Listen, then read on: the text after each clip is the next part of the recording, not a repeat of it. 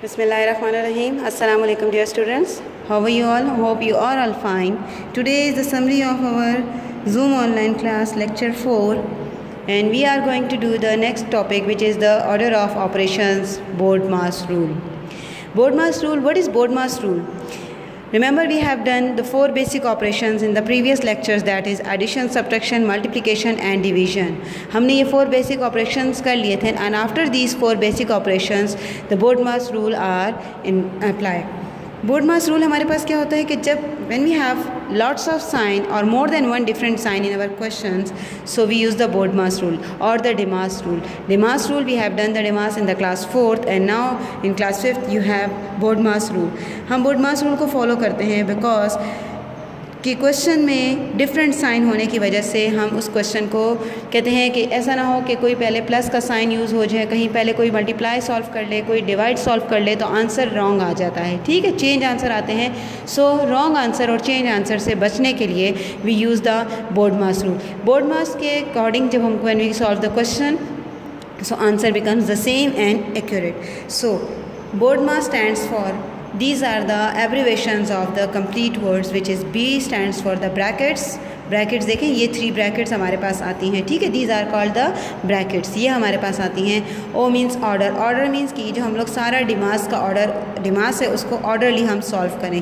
So D stands for division, M for multiplication, A for addition and S for subtraction. This is the BODMAS and these are the abbreviations of these words. ठीक हो गया. Now start the exercise, which is exercise 1.4 page 23.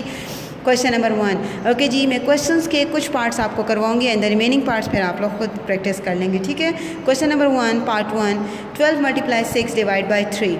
Look at this question. We have multiply and divide sign. We have 2 different signs, and when we have 2 different signs, so we use the BODMAS rule. Make a solution column. हम अपने लिए एक solution column को बनाएंगे. हम अपने लिए एक सोल्यूशन कॉलम बनाएंगे. इन सोल्यूशन दिस कॉलम, अब क्वेश्चन में अगर देखें, so we have 12 multiply 6 divide 3. So according to BODMAS we have, if we have bracket in this question, no, we have no bracket. so the division है yes. make a band, हम इसमें divide का sign put करेंगे. ठीक हो गया. सो 6 divide by 3, 6 divide by 3 in the solution column divided. हम इसको जब डिवाइड करेंगे सो आंसर इज़ 2. आंसर हमें 2 मिल गया.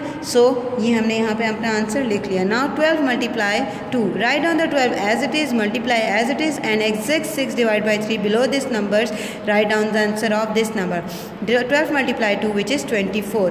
द नेक्स्ट क्वेश्चन, अब नेक्स्ट क्वेश्चन में देखें, we have division sign, addition sign and multiplication sign.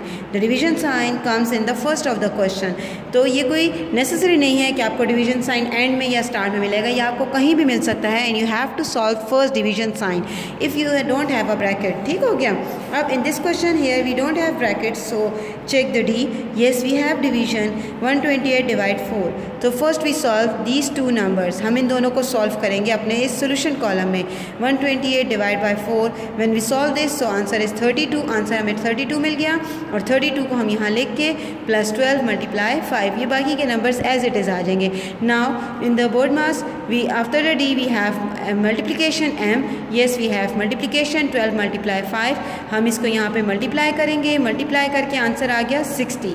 सो इनको मल्टीप्लाई करने से we got the answer 60. Now at the last we add these 2 numbers, 32 plus 60 which is equals to 92. this is the answer of the second part.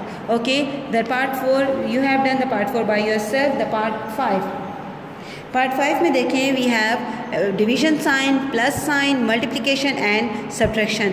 All the 4 signs are involve in this question. So we solve the question according to BODMAS, but bracket is not involve in this question again. So we solve the question according to DEMAS. हम DEMAS के according अपने question को करेंगे. So 45 divide 5 plus 7 multiply 11 minus 20.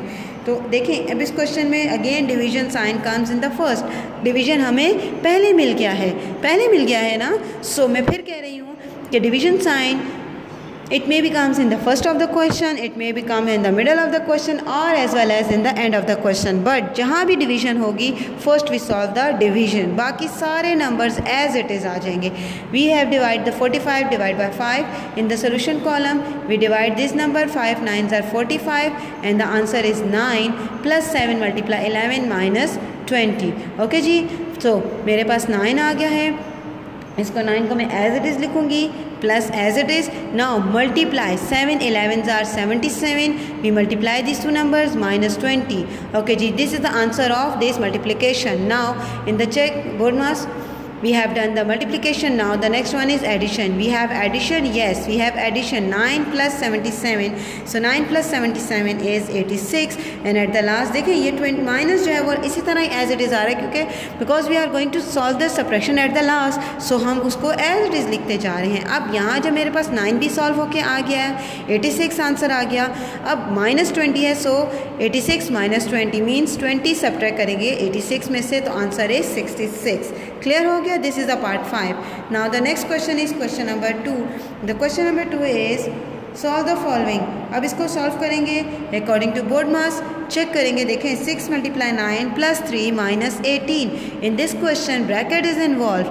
Bracket तो आ गई है but check करेंगे कि in the bracket if we have more than one sign. In the bracket if we have more than one sign, so what we will do?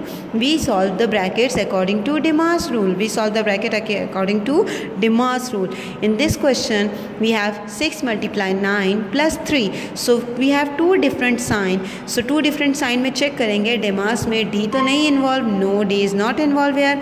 The next one is multiplication, so we do the multiplication. 6 9s are 54 then plus 3. Bracket finish नहीं हुई because the one sign is left. इसको हम solve करेंगे. 54 plus 3 which is 57 minus 18. Now 57 minus 18 rough work में solution column में करेंगे, so answer is 39.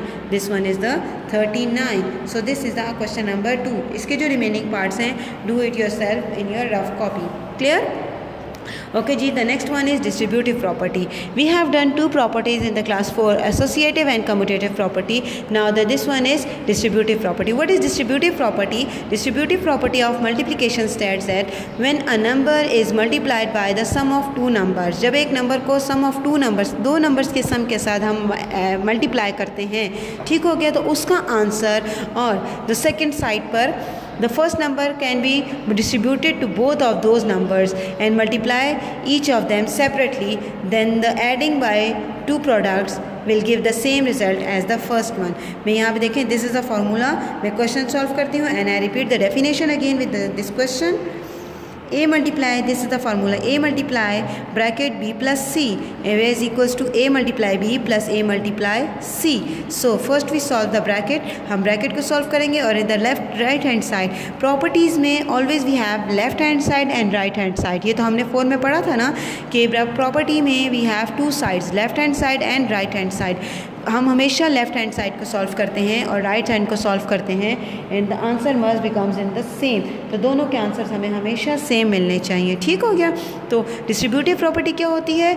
जो हमें लेफ़्ट साइड पर एक ब्रैकेट के बाहर एक नंबर गिवन होता है, वो राइट साइड पे जाके अपने आप को डिस्ट्रीब्यूट कर देता है. डिस्ट्रीब्यूट मीन्स वो अपने आप को बांट देता है, डिस्ट्रीब्यूट हो जाता है, डिवाइड हो जाता है. देखें ब्रैकेट के बाहर यहाँ था ए, वो ए ने अपने आप को इधर डिस्ट्रीब्यूट कर दिया. डिस्ट्रीब्यूट करने से आपको क्या मिल गया? हमें जब हम इसको सॉल्व करेंगे ये मेरे पास राइट हैंड साइड आ गई. सही, नंबर्स वही रहते हैं. एग्जांपल आपके लिए की है 6 multiply 3 plus 5.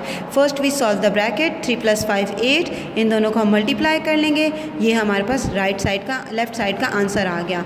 In the next side, right side में हमारे पास क्या है?